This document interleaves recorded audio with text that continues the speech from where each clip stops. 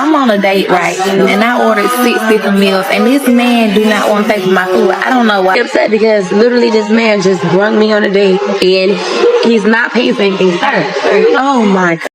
If you're on a first date and the very first thing someone does is order 6 different meals while expecting the other person to pay for everything, there's a good chance that won't go over well. Most people aren't going to eat that much food in one sitting, so it can easily create the impression that the extra food is meant to be taken home rather than enjoyed during the date. Regardless of these intention, it can come across as taking advantage of the situation. But guys, today we're looking at some of the wildest stories of women experiencing their worst dates, all because the man wasn't willing to pay for the entire meal. Y'all would not believe what just happened. Like, I literally went on a date with a guy, and let's just say, mind you, he's sitting right next to me. I ordered what I want. He didn't want to order anything because he ate, so he just ordered a drink.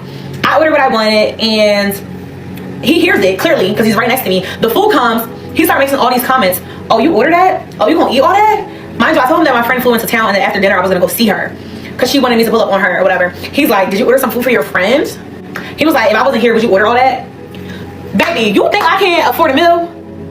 I said, honestly, if you wasn't here, I would have still ordered like this. This is how I eat with my friends. This is how I eat when I'm by myself. This man said, oh, I'm gonna go. I said, okay. He lays down $100, walks off. Mind you, he called us a black truck to dinner. So I rode with him in an Uber. He left. He didn't say anything.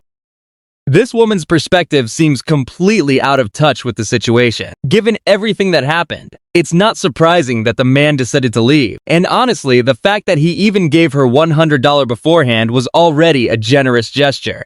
If she had been there by herself, it's fair to wonder whether she would have ordered the same amount of food. At the end of the day, he agreed to go on a date with her, not to cover the bill for her friend as well. Expecting someone to pay for additional people they never agreed to invite isn't really reasonable. Let me understand this. My lights got turned off, so I called my baby's father and asked him if he could get my lights turned on for me. He said no, because I have a husband and that's his responsibility. How is that his responsibility to pay my lights to get turned back on after they get turned off? That you have kids that stay here. You don't care about your kids. I understand that I have a husband, granted, don't beat me up over it, but we fell on hard times. So as my baby's father, I feel like you're supposed to pick up the slack. So you rather for your kids to be in the dark than to help your baby mother get her lights turned back on?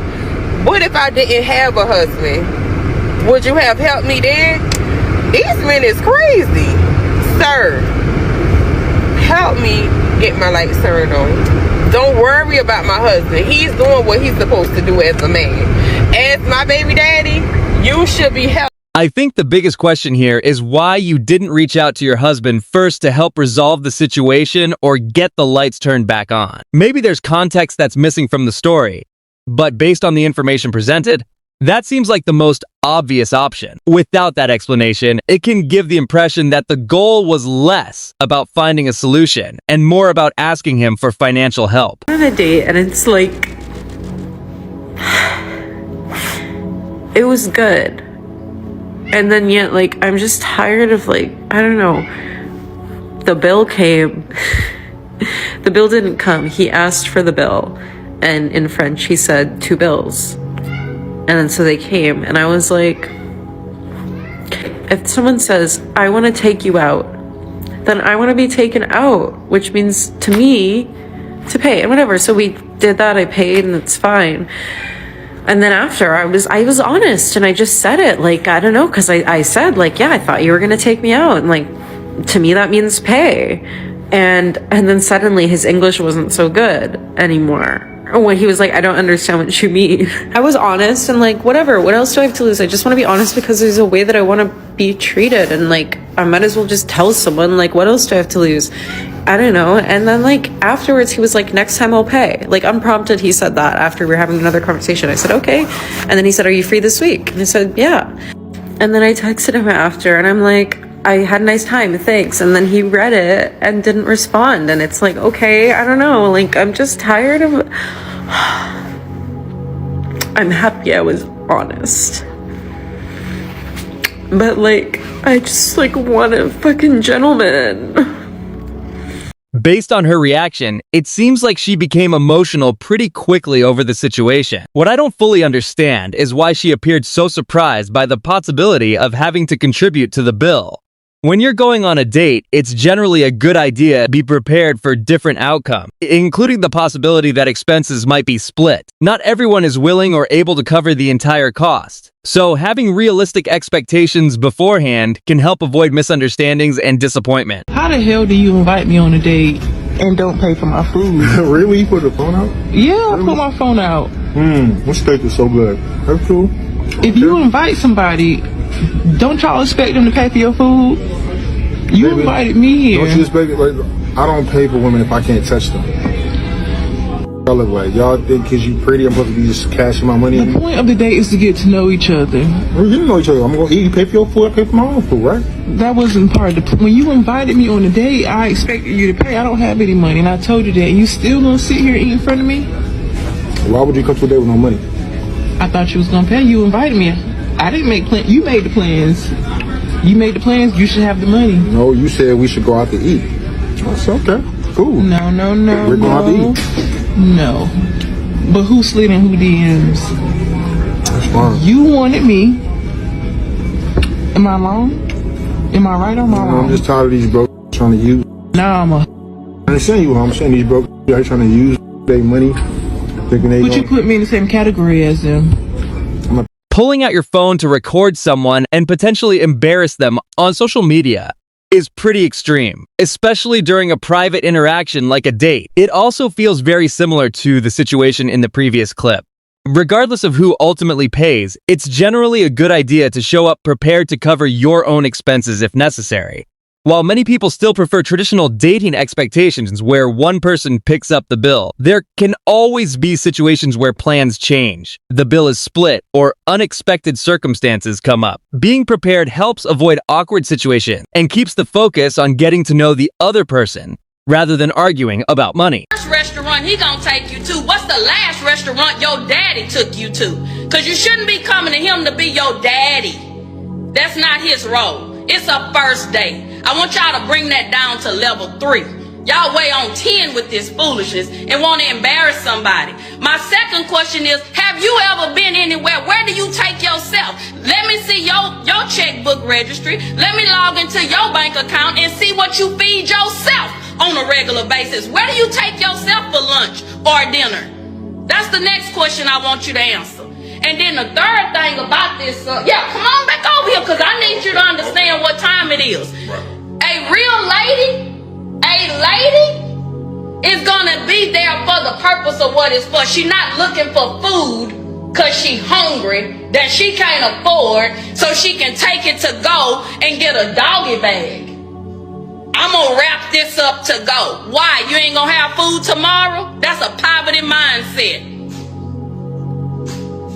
So a first date, again, is to get to know the person, to hang out, have fun. Y'all should be laughing and talking. It don't need to be a steakhouse. We don't even know if you worth a steak. You might just be worth a piece of bread. So ladies, young ladies, grow up. Get some maturity about yourself. Y'all buying lashes, booties, and everything else, and you want somebody else to feed you. Save your money, stop buying your body, and put it to the side so you can have some. It's admirable how this woman stood up for her son and looked out for his best interests. Most people would agree that expecting someone to spend an excessive amount of money on a first date, especially something as high as $1,000, is unreasonable.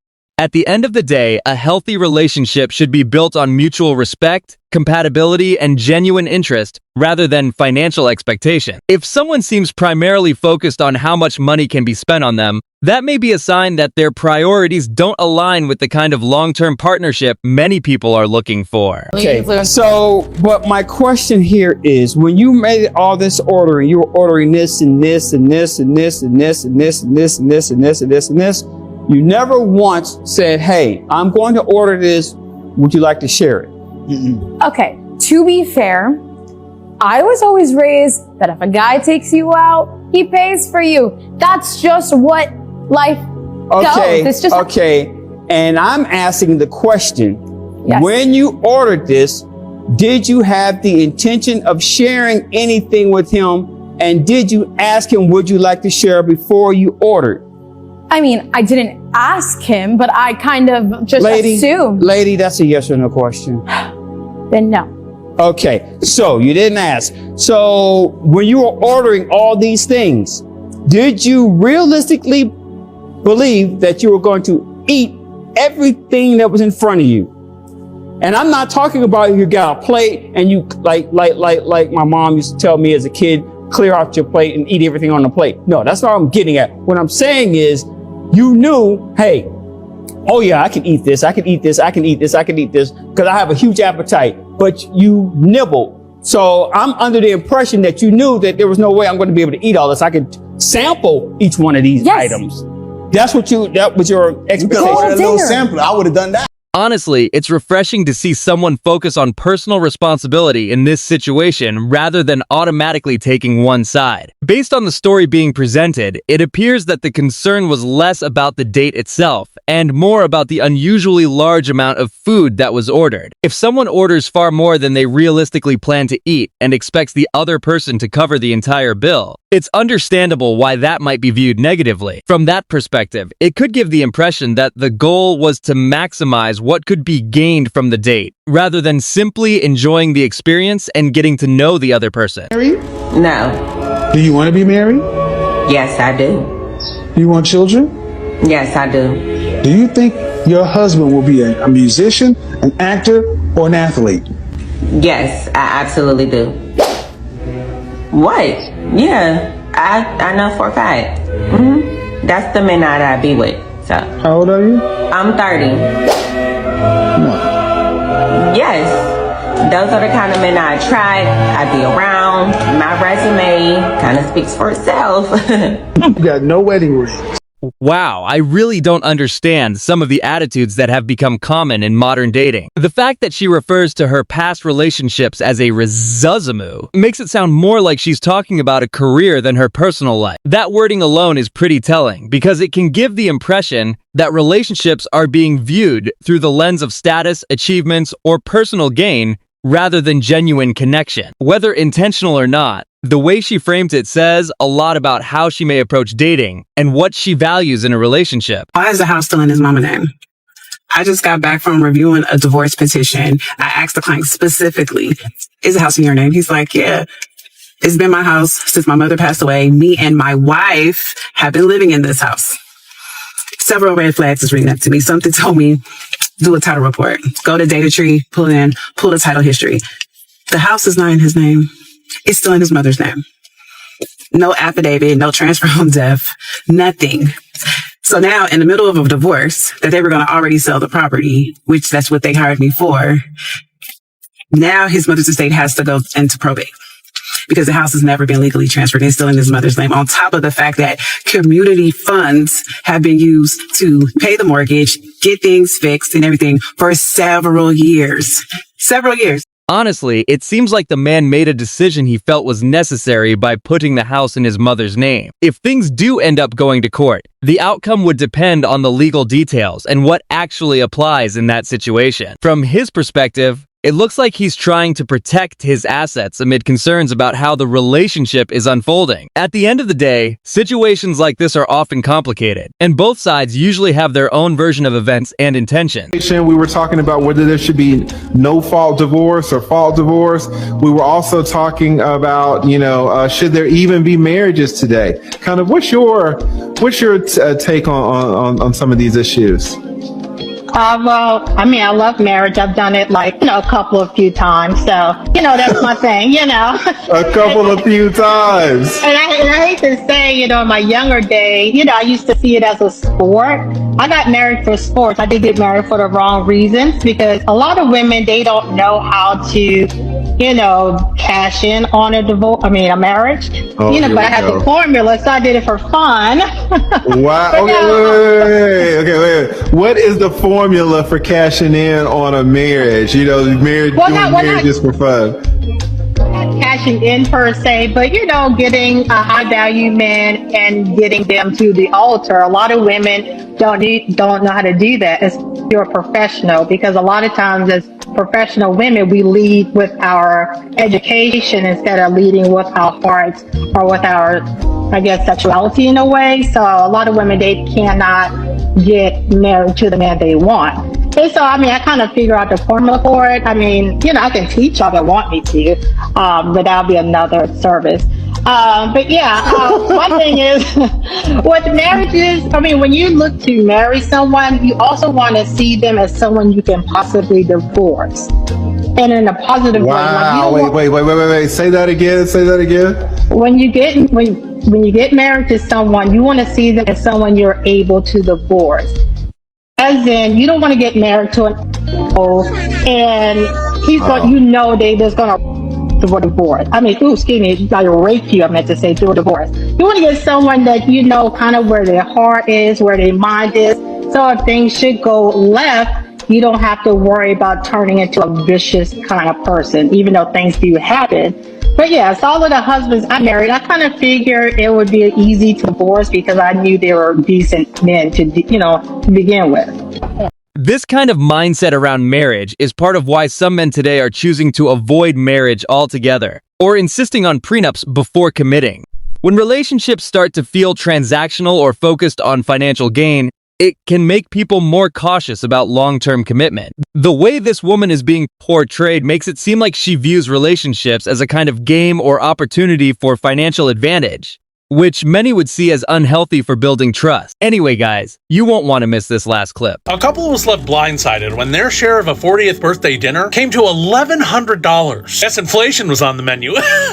No? Okay. The Redditor and his wife were going out with a bougie couple with upscale taste, so they expected it to be an expensive celebration, but not like mortgage payment expensive. It went the typical way. The birthday boy's wife paid for everything and then figured everyone would settle up later, and the couple expected their share would be around $300 or so. Boy, were they wrong. The total tab split between 13 people ended up being $540 a person, and the couple felt like they should have been warned ahead of time that it was going to be that expensive, and many on Reddit agreed. The restaurant had a very expensive prefix menu, and the itemized receipt revealed that people had ordered several bottles of very expensive wine on top of it. But this couple had only had 2 cocktails each, which meant their share actually only came to $666, more than $400 less than they'd been asked to pay. But this whole debacle, like most restaurant bill problems, could have been avoided if people were just more comfortable talking about money. In fact, many etiquette experts say that discussing all of this beforehand is the only right way to handle bill splitting situations. And many suggest that hosts in particular should initiate these conversations with friends, especially in situations like this where they know it's going to be very expensive or there's going to be a huge disparity in alcohol consumption. It shouldn't be considered gauche or unreasonable for someone to simply say, hey, I can't afford this. And being willing to just discuss this stuff ahead of time avoids all. So this whole situation is a good reminder to check the restaurant you're planning to go to before you actually show up. Even if it means skipping a night out with friends, sometimes that's the responsible choice if the budget isn't there.